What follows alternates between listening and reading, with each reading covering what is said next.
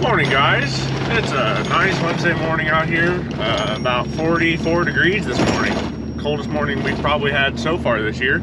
But Jem, my dog, and I are headed out. We're gonna go service a combine, fill with fuel, blow it off, grease, check oils, stuff like that. Work on a couple little things and get ready to cut beans today. I know usually, you know, most of my content is older machinery, but we do run some mildly newer stuff if a 2005 Gleaner R65 counts. But yeah, we're gonna go get that thing ready. We've been cutting beans. This will be like day 6 or 7 of cutting beans so far this year. Took a day off to go to a tractor show in Smith Center, but we're doing pretty good. We got a new to us draper this year that has been wonderful, made my life a lot easier. And I added a lot of new tech in the combine this year too, which has really taken a lot of stress off me and made this bean harvest really tolerable, to be honest, because it used to suck before. But that's what we're working on. We're in a quarter section my aunt owns, getting beans whacked off of that today. So we're gonna grab a couple things at the farm here and head out to the field and get the combine checked over. First stop of the morning though is actually to work on one of our gold IHs. And you know, I got the 1456 gold demo, but we also got a couple gold IH 9400 semis. This one had a belt squeaking, so we're gonna pop the hood here and see what we find. You know, like 01 or 02 9400s, Cummins motor in them, 10 speeds. Nothing special, but for us they're really good farm trucks, and they match. Oh boy. Little clear coat deal, typical farm truck stuff. But we're gonna look and see what I have loose here. Oh man, I got hooked. How big is that? Huh. Nothing's crazy loose. She's dirty. Typical farm truck stuff. Is it the alternator? Huh. Well, we can stop and I will tension all those out and then we'll go work on a combine. Well, belts are tightened up. Nothing too much to see there. Took some skin off the back of my hand. Gotta love working on shit. But we're pretty much done here with this one, I think. So we'll move up to the combine and get it blown off and checked for the day. Wind's starting to blow, thankfully. Hopefully a couple hours I can start to rolling. Well, truck's done, so it's combine time. We're gonna open up and take the air filter out of this thing first this morning and blow that out. Then we'll blow off the combine. To take out the air filter on a Gleaner, kind of stupid really, but you gotta open the rotor door to get your air filter out because there's not enough clearance here in between. Fairly annoying, honestly. But it's also a good opportunity to see if you're packing stuff in and around your rotor and need to mess with your settings some. And you know, you got to make sure your rotor is there every morning like a good Gleaner owner. So I usually blow my air filter out every other morning. Blow the combine out every other morning unless it's real nasty. So caught my hand working on a truck, so bleeding everywhere. So I think we're gonna have a little bit of buildup in this rotor cage today. Yeah, just a little. Got a little buildup here to the left side. That is not all that uncommon, but hey, look, my rotor's still there. And yeah, looks like everything's pretty good in here. Distribution augers look fine. The accelerator rolls look pretty good, so not doing too bad there. I've seen them packed way worse. So, pull the air filter here. And yeah, we'll go blow my air filter. I need to replace the shocks on my rotor door. we'll go blow this sucker out.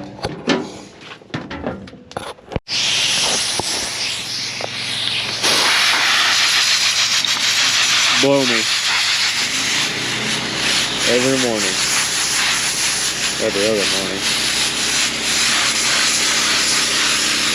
Not too dirty. We'll get this blown out.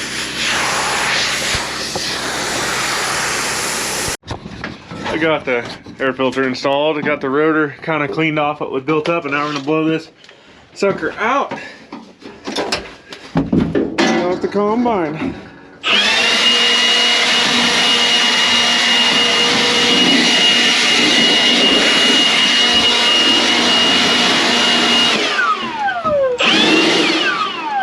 I will say, Gleaner Combines clean off much easier than John Deere's. A lot easier to clean this thing and keep it clean than a 9660. There's just a lot less places to build up.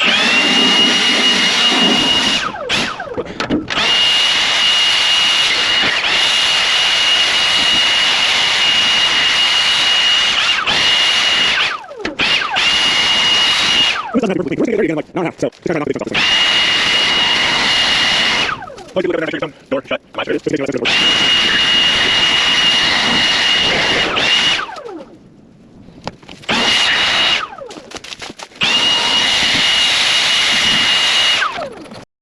Well, we're blown off now.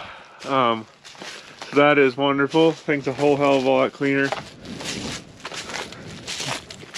Good stuff. Need to check guards here in a minute. I blew all that stuff down. Kind of make sure draper tension is correct. Have about 5 grease zerks on this thing I have to hit every morning, and then the rest of the combine grease zerks on it in the head are like twice a week. They're 50-hour grease zerks, so pretty easy to hit. There's one on the variable speed drive, and then 3 on the rotor drive side that are really easy to do every morning. But we're gonna crawl up and check oil here. I have a coolant level light, so I'm not too worried about that. But we do need to check engine oil. We're within range, but I might add a little just because I noticed it's been creeping down. If it's burning a little oil, that's no big deal. Can't check the hydraulic oil unless I have the head and reel down and auger in. So we'll have to do that different time. But yeah, I haven't really noticed any major leaks. Have a little bit of a drip over here next to my tailings elevator. But the other grease zerks to hit on this guy every day, there's one there for the rotor coupling, and there's 2 on the driven sheave of the rotor. That's a little 2-quart jug there. That should be plenty.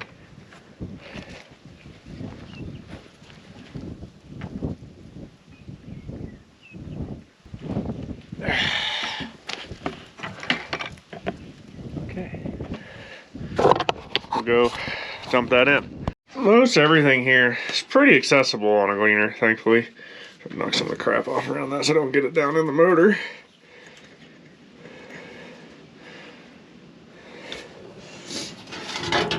And I'm not a big, I mean, I'm tall, but I'm not a big guy, so I fit really nice working on this thing. The only thing I don't like is I hit my head a lot, but that's just normal when you're 6'4". I'm gonna top the oil off, and yeah, getting pretty close to being ready for the day once I check grease a little and check sickles and draper.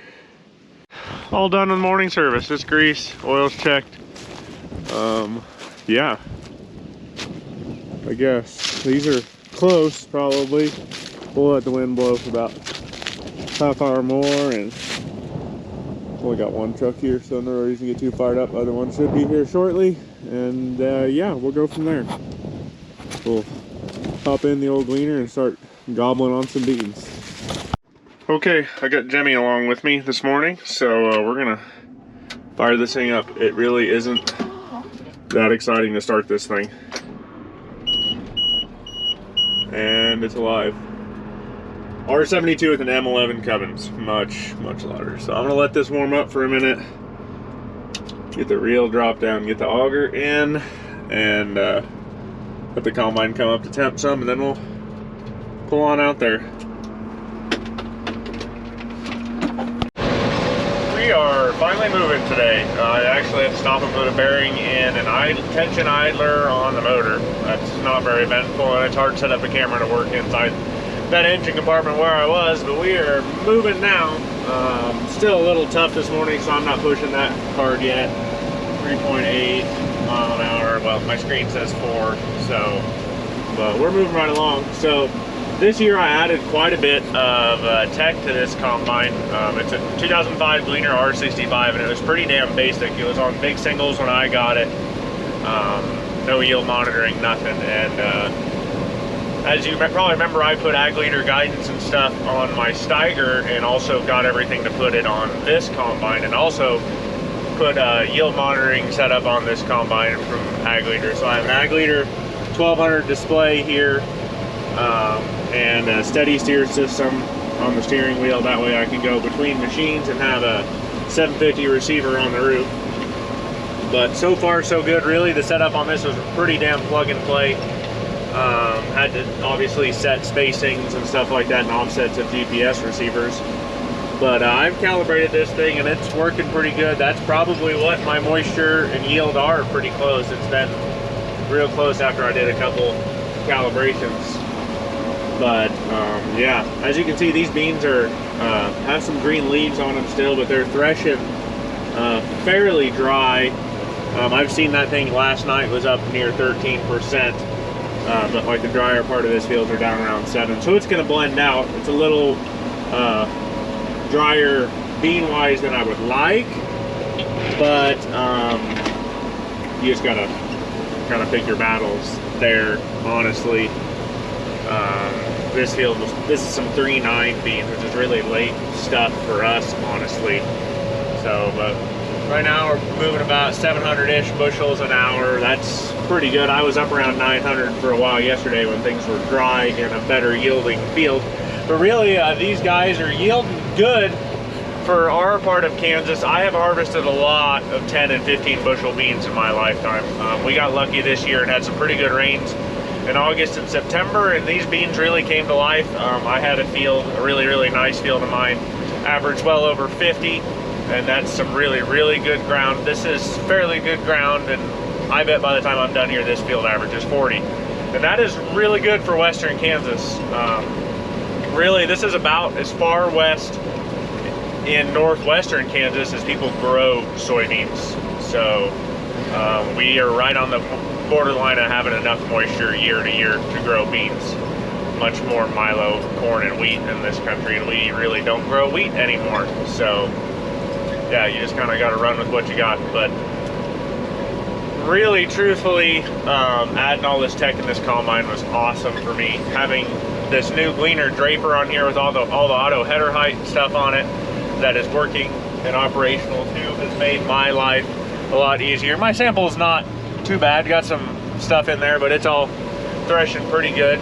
You're allowed to sell up to 2% of foreign material in the grain in town, so I try to keep it down around 1% to give myself some leeway in case I get into a trashy part of a field, which happens occasionally with weeds and, you know, volunteer corn and other things. But this field here is really darn clean, so not too much of that going on. But this draper has been awesome, made my life a lot easier. I can move across the ground a little faster. It cuts off nicer than our old 8200 did. The only thing I really miss is I had an air reel on my 8200 flex head, and I might add an air bar to this before harvest next year, because when we get into some short beans, we really struggle to feed. But we're just doing pretty good here. It counts how many bushels I've harvested there. That's total bushels for the year. That's how many bushels are in the grain tank currently at 107. Yield scale. I can drop flags if I see something I don't like. And that's how I change, you know, my AV lines and whatnot, and nudge left and right. So yeah, really, so far so good. Really liking this head and all the ag leader stuff. The old Gleaner runs pretty good with the whole combo together, I'd say. But I gotta turn around here. Overall, you know, the last 3 years have been a pretty serious drought for us. 2 years ago, we didn't harvest probably 50% of our acres. And that was pretty depressing, but that's just how it goes. It just flat didn't rain. And last year, we were still below average by quite a bit, but still harvested all our acres. This is the first year in a long time we've had what I would call average yields. These soybeans are yielding a little above average for this area. I think our county average is like 27 bushel an acre. But yeah, so anything above that's pretty good. But you'll have bad years around here with just no rain at the right times, or no rain in general. And you'll grow 10 bushel or less beans, or you just won't harvest them at all. But really, this is a pretty nice to get out here and harvest beans. It's been a long time since I've grown any good dryland beans at all. And I guess my earlier statement about this is as far west as people grow beans in Kansas. You might see some irrigated beans west of here, but you go much than 15 miles west and you won't see dryland beans around here. Just regionally, that's kind of how it is, I guess.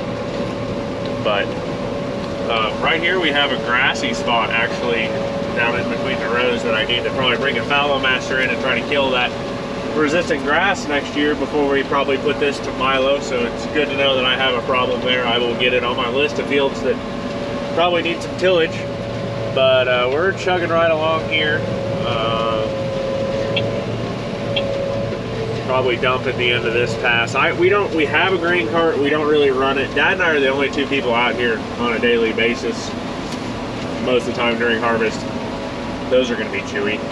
But yeah, we're the only people out here running. So he drives the trucks and I run the combine. And I own this combine. So we used to have a 9660 John Deere 04 model and really hated that thing. It was pretty darn high hours by the time we were done with it. And so got a little bit of a pusher going on there. I think we're okay now. Yep, it's feeding now. But it was pretty well worn out by the time we were done with it. It had like 5,000 engine hours, 3,500 separator hours. This Gleaner does not have that many hours, 2,300 and just over 1,500 today. So a hell of a lot less hours. And it's only a year newer than that 9660 we were running, but just a lot less hours, a lot nicer combine. And really, for larger-ish farms in this area, we probably run one of the older combines around. A lot of guys are running like 70, 88 Case IHs and S670 Deers. And you'll see some 70 and 60 series Deers. And there's a couple guys that have 9600 to 9610 still, but it's about the oldest machine for a full-time farmer around. And yeah, I'll have the N6 out running sometime, but we're not quite there yet. Still, we'll do that when we get to Milo, and Milo is probably at least 2 weeks out, maybe more, honestly. Just still pretty wet. And honestly, I know guys that are picking corn right now that are struggling to find dry corn. So we're still plenty early in the season. It's only October 2nd. There's still a lot of days of harvest left. And really, this is one of the earliest I've started soybeans in a few years, and really getting things done way ahead of progress. I've harvested plenty of soybeans in November, so we're doing pretty darn good currently. But we're gonna have to jump over a little here. I wasn't able to finish a pass last night because I was full. But yeah, keep rolling, stay out of the green stuff, or try to blend the green stuff in as best as possible. That's something I'm not used to, bin full. Huh. After all the drought, the last few years, I didn't hear that very often. But we're chugging along here, about 13, 14 acres an hour. I have to slow down some through the terrace channels because they're pretty damn green. We plant up and over all the terraces, even though we are terraced to hold water around here. Depending on the field, I will cut up and over them but if they're steep enough terraces, I will cut out the contour. Picking corn, we always go up and over, and Milo's kind of the same as soybeans. It just kind of depends on how steep it is. But yeah, we're, you know, rolling along here in the dust. Nothing too wild. We have a pretty long heritage AGCO-based combines on this farm. My great-grandpa, who started farming some of our ground in 1936, actually his first self-propelled combine was a Minneapolis Moline, and then he traded that in sometime in the 60s. That's my low-speed engine warning because I'm working the combine too hard. He traded that in sometime in the 60s on a Massey 82 combine, no cab, just open station. I mean, he was only growing wheat and milo at the time, maybe some oats or barley. So didn't really, if he was growing corn, it was to pick, and he didn't really grow much corn past the late 50s. And then later on, Grandpa actually bought a Gleaner A or A2, no cab on that either. And then from there went to an F, F2, and then Dad started taking over from Great Grandpa. So we're he was kind of a skip generation farm in that sense. Dad had L's and L2s. Back in his younger days, in the early 70s, Dad had a 410 gas for a little while that he ran on the farm with Grandpa's stuff, just kind of here and there. But my dad's kind of been farming since the 60s when he was in junior high, so he's been at it for quite a while. He started renting his first ground, I think, when he was in junior high. But from the L's and L2s in the 90s, Dad went, in the late 90s, went to a 9600 John Deere that we ran until, I think, 2016. So that combine like 16 or 17 years. We wore that thing out, no lie. Wasn't a bad combine, just, yeah, it became a parts, needing a lot of parts. I mean, we wore it out. When it was done, it went to Mexico. Then we went to 9660, early 9660 John Deere pre-bullet rotor. Again, pretty good combine, but you know, just high hour. Dad always liked to buy higher hour stuff, but he's, you know, it's kind of how it was. It was affordable at the time, and we were working with a John Deere dealer and could get good parts access on the 9600 to 9660 at the time. And then in 22, I bought this Gleaner R65 myself because I was tired of working on our 9660. Dad sold a 9660, and now we're running this Gleaner R65. I also have, as you probably know, an old Massey 860 combine that was my cousin's, that he bought used in '83. It used to belong to Maddie Custom Harvesting out of Alameda. It was sold new, I believe, at a Farm Implement and Supply in Plainville. And you know, good combine, 8-row corn head, a lot of history on that thing, and that you can watch another video about that combine and all its history. And then oh, that was a big old wad. And then I have that little Massey 300 that I like to play with a 3-row corn head that hopefully I get to take the Half Century of Progress next year. And yeah, and then we came home with this Gleaner R65. And you know, over the years we've had other second machines. I can remember running two 6600s with our 9600 in the same field. One of those was my mom's father's, my maternal grandpa's combine, and then Dad had a 6600 as well. We were running 3 there for a little while in the early 2000s, and then we got rid of our 6600 and ran a 7720 along with a 9600 for a while. And yeah, we've had a few combines around here over the years, and there's been lots of other stuff sprinkled in, but there has never really been an IH or Case IH combine on this farm. Dad and Great Grandpa looked at a pair of 815 Internationals way back when in the 70s and just didn't go for it. Ended up going Gleaner the next year, I believe. Just kind of how it was. The IH combines, the old Walker machines, just weren't real popular in this area. Even though we had a good IH dealer for tractors, they just weren't pushing combines. And then we were big wheat farmers and Milo people back in the day, and Dad didn't think a rotor machine was the right idea, so we stuck with Gleaner, and then went to John Deere Walkers, and then, yeah, John Deere rotor combine for a little while, and now Gleaner again.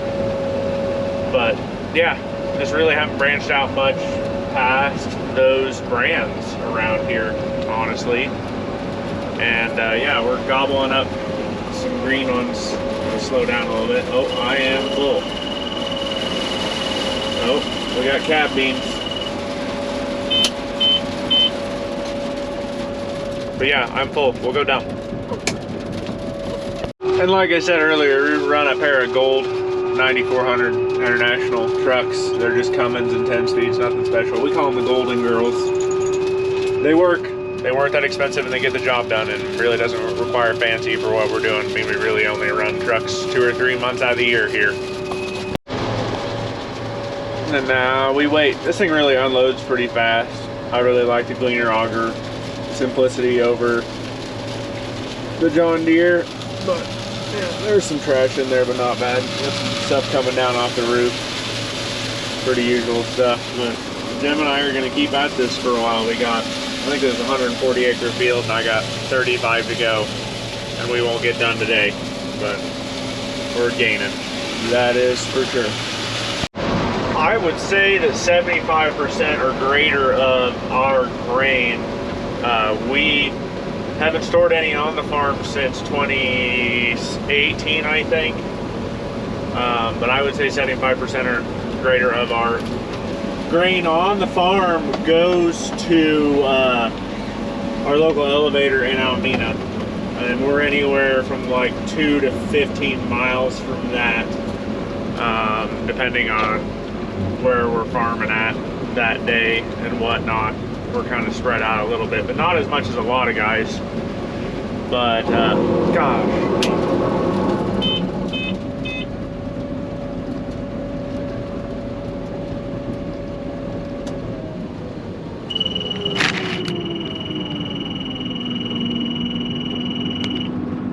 but that elevator in town takes most of our grain. It actually goes to a local feed yard or hog operation. So we, have a local place to deliver pretty much all of our corn and soybeans. Milo, they don't currently take there, so we take it to the co-op in Norton, Kansas, generally. So don't really like dealing with that co-op, but your options are limited, and so that's where it goes. We haven't really stored grain since, like I said, since 2018. All of our corn comes out as what I would call dry corn. We, because of our dry climate and low humidity in this area, we rarely, I've never dried a bushel of corn in my life. And Dad can remember drying Milo way back when at the elevator in town, but there's no operational dryers around here that I know of. We do some high moisture corn occasionally for the feedlot that they crack and pile and pack, but that's the only high moisture we ever touch, and that stuff is, that's 22% to 30-ish% corn. Milo comes out of the field, you try to be somewhere under 17% on Milo, otherwise you take a pretty good dock. And yeah, beans, 12 to 13% is what you want it to come out of the field at. Pretty easy to let beans get away from you here on moisture, again, because of our dry climate. Yeah, just kind of an insight into our farming operation. We plant with an 8300 to 1770 NT planter, and then we have a Case IH 7240 Magnum on a 1760 John Deere 12-row planter. That's kind of what we do everything with, is those two. When we do wheat, we occasionally, which we haven't in a few years, for grain crop, we do wheat, it's usually done. We have a Great Plains 30-foot no-till drill, or in worked ground we use John Deere hoe drills or IH hoe drills. You know, I know most of my content here is old tractors and combines and stuff, but there's some sort of modern stuff around here. Modern. Dad has an Apache sprayer. I don't touch it. I actually really hate that sprayer for a lot of reasons. Partially the sprayer, partially I don't like dealing with the chemicals on the farm. And yeah, I would just pay somebody to do it personally, but that's just my opinion. But yeah, we're gonna keep right on moving and try not to plug the feeder house and rotor again today. Thankfully on a Gleaner, if you plug the rotor, you open the concave up right there, you walk around back, you put your rotor in low gear, and then you try to engage it, and usually it'll kick right out the back, usually. So whatever, we're gonna keep moving.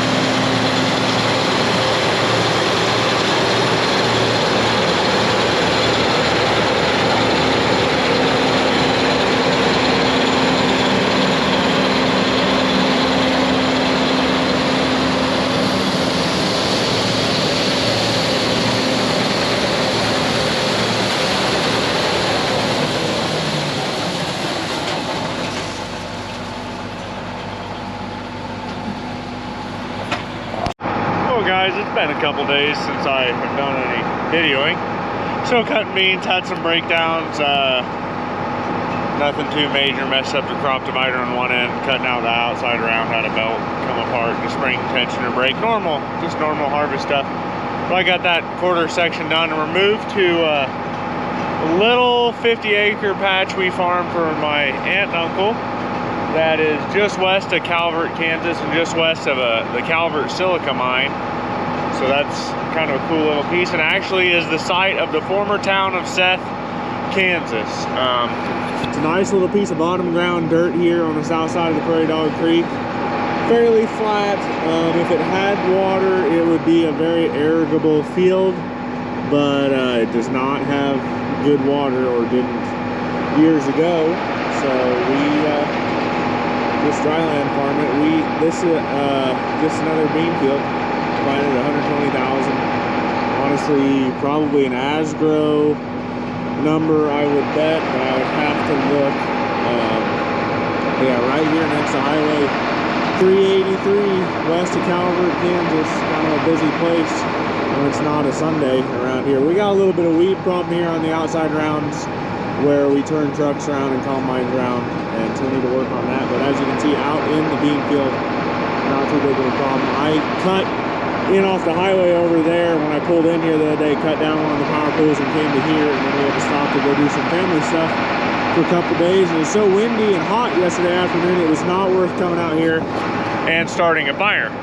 So, not that I'm really scared about my Gleaner starting a fire, but I've had enough combine fire issues on hot, dusty, windy days from static on previous John Deere combines that yeah, I just don't do it. But we're gonna fill both the trucks and the combine today. It sounds like the elevator in town is full of beans for the weekend at least. Should have some room starting tomorrow, I hope. But we're gonna let the combine warm up here and get to moving. And I wore a good shirt today, you know. What the hell, right? So hopefully we get this deal moving here shortly, and we can cut some beans and get pretty far across this field today. It is probably our best field of beans, if not second best. I had a little 27-acre patch of mine make 57, and I would bet these come very, very close, if not beat that. Don't have much shatter or anything like that going on, so we're catching this about the right time. But as you can see, they are about crotch high on me, so should be pretty good beans. Planted these 120,000. I think these went in like May 27th or 28th, but it's, you know, it's time. These are going to pop right open. We might run into some wetter stuff on that end up there as we go up the hill, but I would be surprised if I have to worry too much about that. But we're going to fire the old R65 up and get this field opened up, and then I'll grab a camera again. Well, we are moving. These are probably the tallest beans I've been in this year. Got the reel pretty high, honestly, trying not to shatter too much that way. But yeah, we're moving along at 3.5-ish mile an hour. I guess that says 3.8 there. They're making pretty close to 50 here, which is pretty darn good for our area, maybe a little over at times. The outside rounds, and when we get up towards that hill over there, that's going to drag us down some on overall average yield. But these are some darn good beans there. The combine's having to work pretty hard to take all these in and get them threshed, but we're getting a little trash in there, but nah, not bad. You can sell that. So, but as you can see, there's some traffic going by on Highway 383 there, and we just gonna keep rolling here, at least fill the trucks today. I think the elevator is actually full of soybeans today. Should be able to take some tomorrow once a couple truckloads go out. So we're just gonna have to kind of be patient here, probably. It's a good thing I'm not moving very fast, and these are good beans. Well, we found the last pass here on this 50-acre patch. It's gonna make over 40, damn near 50, I think. It's been pretty dusty, as you can tell. Visibility is very much lacking. we're really pretty tickled with this field. We're gonna move the combine back towards the farm and start in on a half section of beans tomorrow. I'll probably be there for at least 3 days doing that field. And then after that, I've got about 40 acres of hailed irrigated pivot, and then about 60 acres of dryland beans left of my mother's. The pivot's my mother's too. And then we're done with beans. So hopefully 4 or 5 days and I'm out of the bean field, hopefully. But that'll be it for this one, guys. Please like, share, and subscribe. I'm on all the social medias as @TeamMontyIH. Thank you very much for tuning in. We're gonna get back to our regularly scheduled tractor programming hopefully soon and go drag something in and make it run. But you guys have a good one. Go drag something out of the weeds and get it running.